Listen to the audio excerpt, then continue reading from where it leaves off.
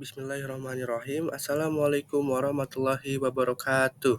Perkenalkan, nama saya Edi Hendrawan dari kelas Sistem dan Teknologi Informasi 2B dengan NIM 24030455055. Di sini saya akan membahas tentang mengenal UU ITE, etika dan hukum di dunia digital. Sebelumnya kita kan udah banyak sekali memakai teknologi dan sangat mudah untuk mengakses informasi seseorang kan. Jadi kita harus pintar-pintar untuk eh, menggunakan teknologi tersebut, dan juga kita perlu punya wawasan terhadap teknologi tersebut. Langsung aja kita ke slide pertama, yaitu latar belakang kita untuk mempelajari latar belakang masalah kita yang sudah terjadi di akhir-akhir ini. Latar belakang yang pertama, perkembangan teknologi informasi telah mengubah cara manusia berkomunikasi, bekerja, belajar, dan bersosialisasi. Nah, seperti yang udah saya sampaikan tadi, banyak sekali ya teknologi, dan kita sangat gampang untuk mengakses informasi seseorang dan melihat aktivitas seseorang. Dan yang kedua, munculnya media sosial, e-commerce, dan platform digital membuka banyak peluang tetapi juga menghadirkan tantangan baru, seperti pembayaran, hoax, cyberbullying, penyalahgunaan data, dan lain-lain. Yang ketiga, remaja dan pelajar adalah kelompok yang paling aktif di dunia digital, tetapi juga paling rentan terhadap pelanggaran dan dampaknya. Oleh karena itu, penting bagi kita untuk memahami aturan hukum yang berlaku, khususnya UU ITE. Mengetahui etika berinteraksi di dunia digital, menjadi pengguna internet yang baik, cerdas, dan bertanggung jawab. Jadi itu ya guys, pentingnya kita mempelajari hal-hal ini, UU ITE, hukumnya, gitu-gitu. Lanjut kita ke slide yang kedua. Mohon maaf, saya sedang tidak enak badan ya, tidak fit badannya. Definisi UU ITE. UU ITE adalah singkatan dari Undang-Undang Informasi dan Transaksi Elektronik, yaitu undang-undang yang mengatur tentang informasi elektronik, transaksi elektronik, dan dokumen digital, termasuk aktivitas di internet seperti media sosial, email, e-commerce, dan lain-lain. UU ini pertama kali disahkan sebagai Undang-Undang Nomor 11 Tahun 2008 dan telah diperbarui melalui Undang-Undang Nomor 19 Tahun 2016. Jadi hukum-hukum ini termasuk ke dalam Undang-Undang Indonesia. Lanjut ke slide berikutnya. Tujuan saya memamparkan materi ini yaitu: satu, memberikan kepastian hukum dalam penggunaan teknologi informasi kepada khalayak ramai. Yang kedua, melindungi hak dan kewajiban pengguna internet serta pelaku transaksi elektronik. Mengatur etika, keamanan, dan tanggung jawab dalam dunia digital. Memberi sanksi hukum terhadap pelaku hoaks, peretasan, penipuan online, dan penyebaran konten terlarang.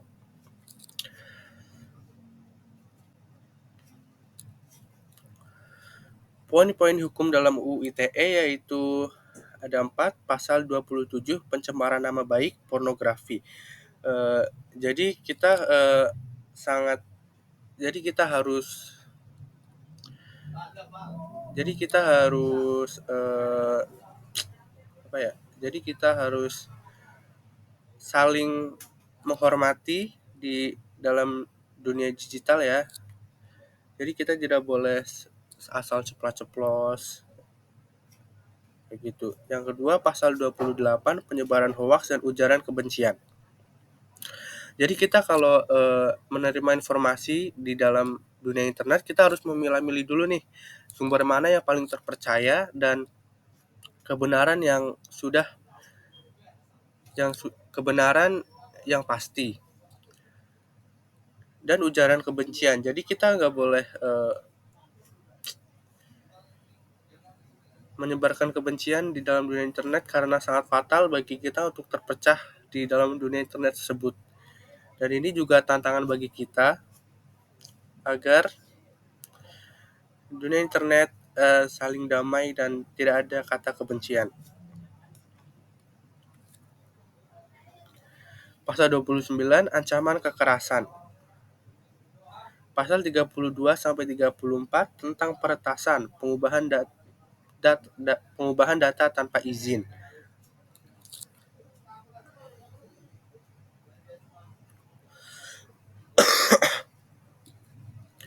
Konsekuensi ketika kita melanggar UU ITE tersebut yaitu yang pertama denda hingga ratusan juta rupiah. Wah, gila sih. Walaupun seperti terlihat sepele namun dendanya sangat ratusan juta, guys. Jadi kita harus sangat pintar-pintar untuk memakai dunia digital. Yang kedua, hukuman penjara 5 sampai 6 tahun. Ada penjaranya, guys. Walaupun digital tetap ada penjaranya, hukumannya. Terus yang ketiga, reputasi pribadi hancur dan profesional bisa hancur. Nah, ini pasti dunia digital tuh sangat sangat mudah bagi kita untuk mengetahui hal-hal yang jauh, guys. Jadi semisal kita sangat udah melanggar hukum UU ITE ini dan pasti udah disiarkan dan jejak digitalnya itu pasti ada dan sulit dihapus seperti yang di poin nomor keempat. Jadi kita harus berhati-hati menggunakan dunia digital.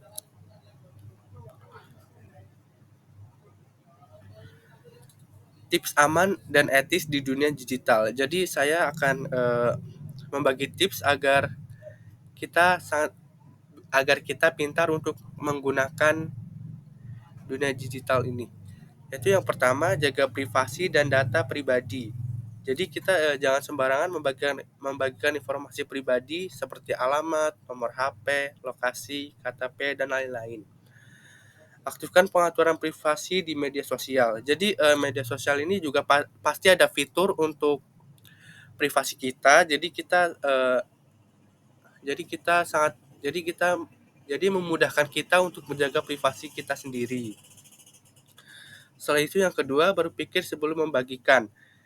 Jadi ketika kita mengirim sesuatu ini kita harus mikir dulu apakah eh, apakah yang kita posting ini mengandung sara atau mengujar kebencian. Terus juga kalau kita kalau kita menyebar informasi, kita harus mengetahui dulu nih informasi ini benar atau tidak, perlu atau tidak, bermanfaat bagi semua orang atau tidak. Dan juga kita balik lagi kalau menyebarkan informasi itu dari sumber yang terpercaya. Jadi hindari menyebarkan berita yang belum jelas kebenarannya atau yang dibilang kita hoax gitu. Setelah itu yang ketiga, bersikap sopan dan bertanggung jawab. Jadi kita di media sosial juga kita menjaga menjaga ketikan kita, jari kita supaya eh, gak ada kata-kata yang mengandung sara, kebencian dan kata-kata kotor yang kita ketik di dalam dunia media sosial. Jadi kita gunakan bahasa yang baik dan sopan, hindari menghina, menjelekkan atau menyerang orang lain. Balik lagi ke cyberbullying, kita nggak boleh, guys, kayak gitu. Yang eh, kita nggak tahu seseorang itu mempunyai masalah yang belum kita ketahui, tetapi kita memperburuk dia gitu. Terus yang keempat, pahami bahwa jejak digital bersifat permanen. Balik lagi, jejak digital sangat sulit dihapus, pasti akan selalu ada dan eh, pasti seseorang menyimpan bukti-bukti tersebut dan sangat sulit hilang. Semua yang kamu unggah bisa disimpan, di-screenshot, dan digunakan kembali di masa depan. Pikirkan dampak yang panjang sebelum memposting sesuatu.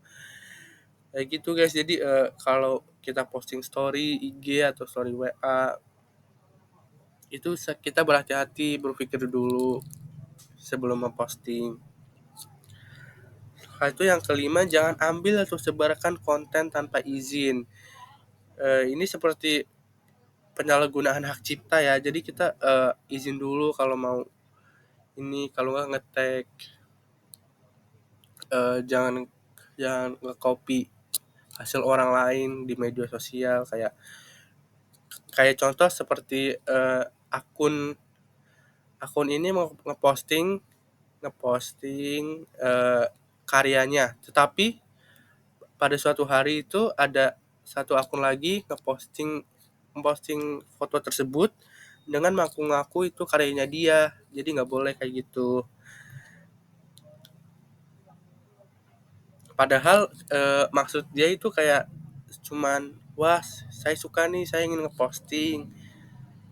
Tetapi yang mempunyai karya tersebut malah kayak, wah ini seperti kopi nih gitu. Jadi harus minta izin dulu kebenaran yang mau kita posting, terus minta izin sebelum mengunggah foto atau video orang lain.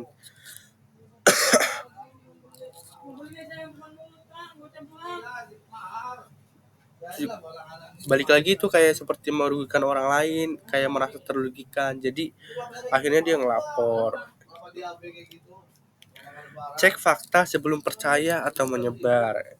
Balik lagi yang udah saya omongin tadi, setiap kita menerima informasi dari internet, kita harus pintar-pintar nih, harus memakai otak kita untuk menerima informasi tersebut, benar atau tidaknya.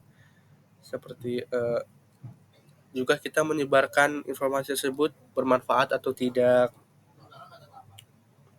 kayak gitu guys. Oke. Wah, udah sampai ke kesimpulan aja nih kita. Oke, saya akan bacakan kesimpulan yang udah saya paparkan tadi. Dunia digital bukanlah ruang tanpa hukum. Setiap aktivitas online termasuk komentar, unggahan, dan pesan memiliki konsekuensi hukum yang diatur dalam Undang-Undang Informasi dan Transaksi Elektronik (UU ITE).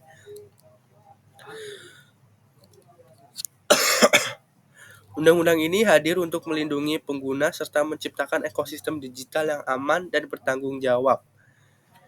Balik lagi kita setiap sesuatu yang kita lakukan pasti ada konsekuensi dan kita harus bertanggung jawab atas konsekuensi tersebut. Selain itu, etika digital tetap harus dijunjung tinggi karena sopan santun dan rasa hormat juga berlaku di ruang dunia maya. Jadi kita di internet juga ada tata sopannya, kayak anggap aja dunia internet itu kayak kita bertemu langsung. Kita pasti bertemu langsung itu dengan sopan kan, nggak boleh kayak asal itulah inilah gitu.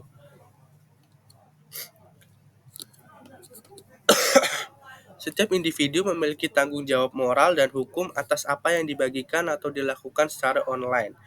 Oleh karena itu, penting bagi kita semua untuk meningkatkan literasi digital, tidak hanya dalam hal penggunaan teknologi, tetapi juga dalam memahami dampak sosial, etika, dan hukum dari aktivitas di dunia digital tersebut. Jadi kita beraktivitas di dunia digital itu tetap ada hukumnya dan peraturannya tersendiri. Maka dari itu kita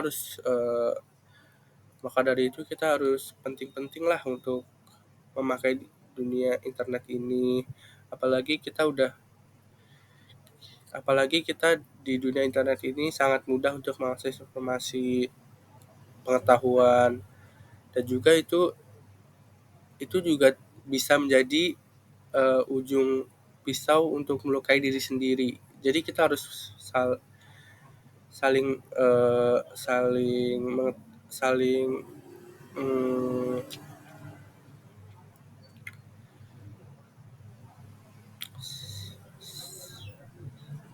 jadi kita saling memberitahu aja nih fakta.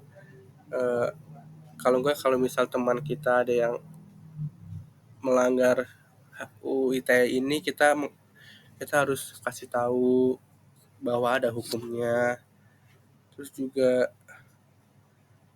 kasih tahu konsekuensinya, terus kita balik lagi kita kasih tahu bahwa UU ITE ini penting, gak boleh dilanggar karena konsekuensinya sangat berat.